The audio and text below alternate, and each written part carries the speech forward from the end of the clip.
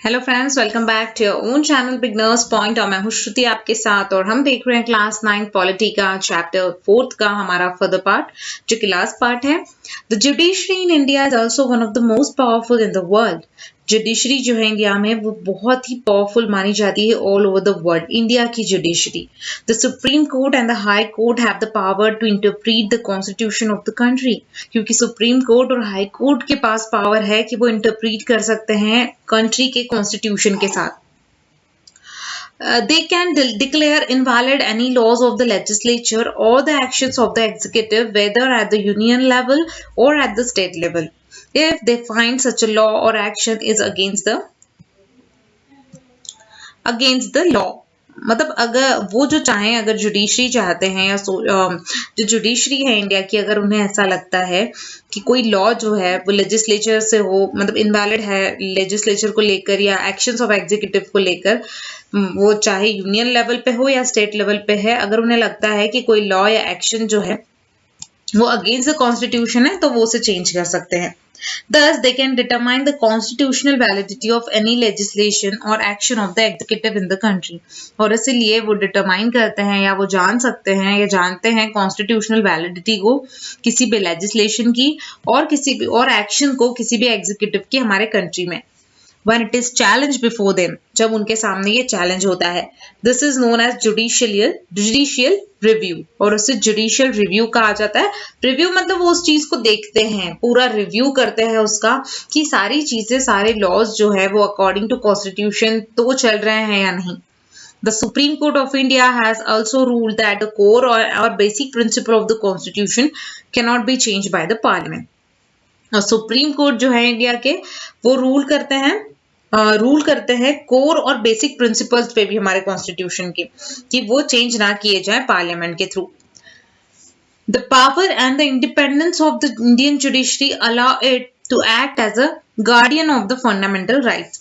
और जो पावर है और जो इंडिपेंडेंस है इंडियन जुडिशरी का, वो अलाउ करता है एक एक्ट की तरह जो गारंटीड है, ये जो एक्ट की तरह जो एक गार्डियन का काम करता है फंडामेंटल राइट्स के। We shall see in the next chapter, हम नेक्स्ट चैप्टर में देखेंगे that the citizen have the right to approach the courts to seek remedy in case of any violation of their rights।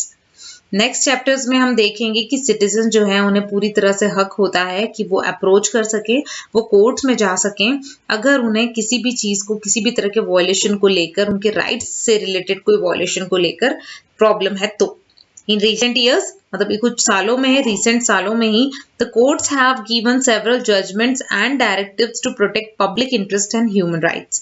और कुछ सालों में ही, अभी बीते हुए कुछ सालों में, रिसेंट ईयर्स में ही कोर्ट ने कुछ जजमेंट्स और ऐसे डायरेक्टिव्स दिए हैं ताकि पब्लिक इंटरेस्ट और ह्यूमन राइट्स को प्रोटेक्ट कर सके। Anyone can approach the courts if public interest is hurt by the action of government। Government की किसी एक्शन से अगर किसी भी पब्लिक को या नॉर्मल पर्सन्स को किसी भी तरह का कोई हर्ट हुआ है तो वो डायरेक्टली अप्रोच कर सकता है कोर्ट को। This is called public interest litigation, और इसे कहते हैं public interest litigation, PIL। The court intervene to prevent the misuse of the government's power to make decision. फिर कोर्ट जो है वो इंटरवेन करती है और प्रिवेंट करने के लिए जो मिसयूज हुआ है गवर्नमेंट की पावर का इस तरह के डिसीजन लेने से, जिससे पब्लिक को लॉस हुआ है, पब्लिक को हर्ट हुआ है। The check malpractices on the part of public officials. Public के फेवर में वो माल प्रैक्टिसेस या जो गलत काम हो रहे हैं गवर्नमेंट के थ्रू, उन्हें चेक किया जाता है। That is why the judiciary enjoys a high level of confidence among the people. और इसीलिए लोगों की नजरों में भी जुडिशरी का जो कह सकते हैं मान होता है, सम्मान होता है, वो काफी ऊंचा होता है। उनकी पोजीशन, उनकी पदवी जो है काफी ऊंची होती है, हाई लेवल की होती है। आप देख सकते हैं यहाँ पर जो पिक्चर दिया गया है वो चीफ जस्टिस ऑफ इंडिया का है, श्री जस्टिस JS केहर, जो एडमिनिस्टर कर रहे हैं, ओथ करवा रहे हैं of the office of president of India. President of India के ऑफिस में जो है Shri Ramnath Kovind, at the swearing in ceremony in the central hall of parliament in new Delhi on 25 जुलाई 2017। तो दोस्तों यहाँ पर हमारा ये जो चैप्टर है वो कंप्लीट होता है। फर्दर चैप्टर्स के लिए मेरे अगले वीडियोस देखना ना भूलें। और अगर आपको मेरा ये वीडियो पसंद आया है तो प्लीज़ मेरे चैनल को सब्सक्राइब करें और वीडियो को लाइक करना ना भूलें। Thank you so much. Thanks a lot.